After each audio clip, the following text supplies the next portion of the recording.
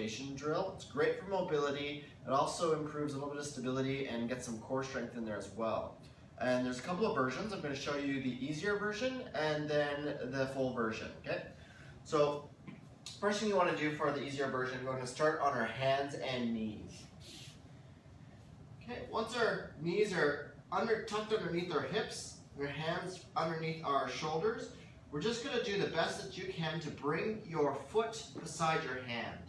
Okay, from here you should feel a little bit of a stretch in your legs and the hips. This is great to open up those hips. Then the same hand that's beside the foot that's up there, you're going to want to reach up, rotate and reach up towards the sky with your hand. Bring it back down and try to touch your elbow to the floor as much as you can. Your mobility is your mobility, so don't try to force it. You want things to happen a little bit comfortably. Feeling a little bit of mild tension is okay, but we don't want to go towards pain, okay? So reaching up and then putting the elbow down. Reaching up, putting the elbow down, okay? Once you're done, about 3 to 5 on one side, go ahead, do the other side. Put that foot beside your hand, reach for the elbow to the ground, up towards the sky, and you can see that you're opening up your hips, you're getting your thoracic rotation, so your back, and your arm here is stabilizing yourself the entire time. To get to the full version, we go from our toes instead of our knees. So in this version, we're just kind of in a push-up position, okay? And as we bring that foot beside our hand as much as you can, you'll probably feel a nice stretch in that straight leg, right in the hip flexor. And of course, we're really opening up the hips now, okay? Same deal, you want to put the elbow towards the ground and then reach up towards the sky.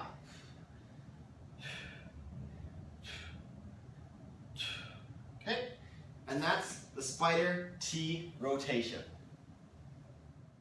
So this exercise is called the lateral lunge. I'm going to show you 3 variations.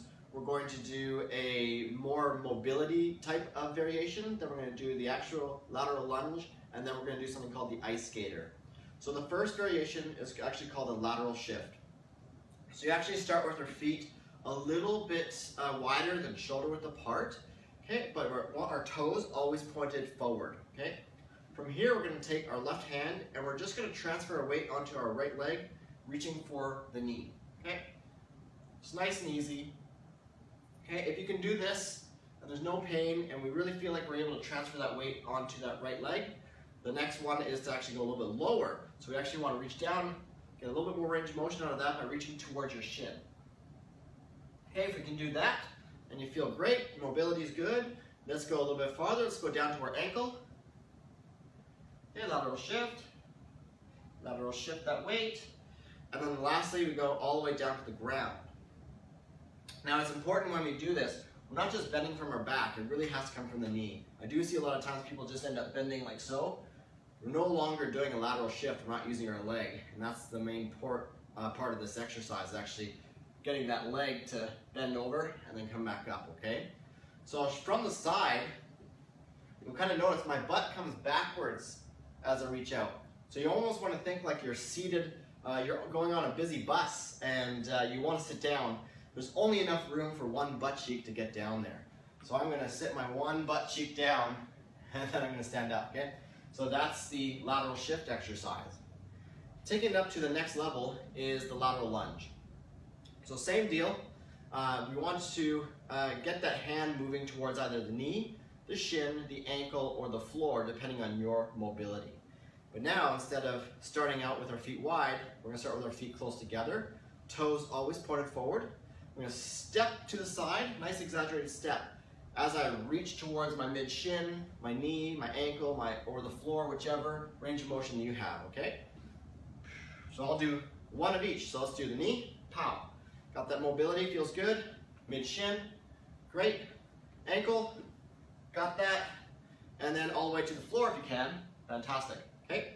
So do whichever range of motion works well for you, okay? And the third and final exercise variation is called the ice skater. This is much more dynamic, takes a lot of athletic ability, so you do have to be able to do the other 2 exercises for up to 20 repetitions before even attempting this one. And you can go as powerful as you want with this guy, but this is going to challenge you. Not everyone can do this one, and that's okay. So the ice skater, we actually do same motion, but now we're hopping. So we're gonna drive up with a little bit of power, side to side, really driving. And that's the ice skater, the third variation. So do whichever variation works for you from a mobility standpoint and what's pain-free. Up to 20 repetitions for either one of these exercises. Give it a try and see how you do. This exercise is called the skydiver. It's really good for the back muscles, so we really want to kind of work that whole back right from the top of your back all the way down into your glutes and even your hamstrings, the back of your legs. When we do this exercise, it's important that we keep the muscles tight. So we actually want to think about and focus on tightening up those muscles as we do this movement. When I'm lying down on my stomach, I'll show you in a moment here, we're going to be driving our elbows back.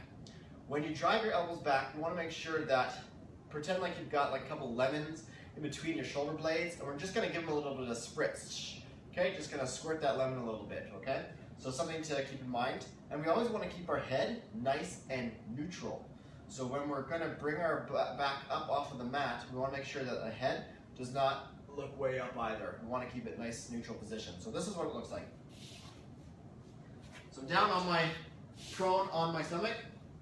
Okay, my hands are straight up overhead, but I'm not shrugging. So shoulders are still down and back. Okay, my head is looking right down at the mat. As I come up,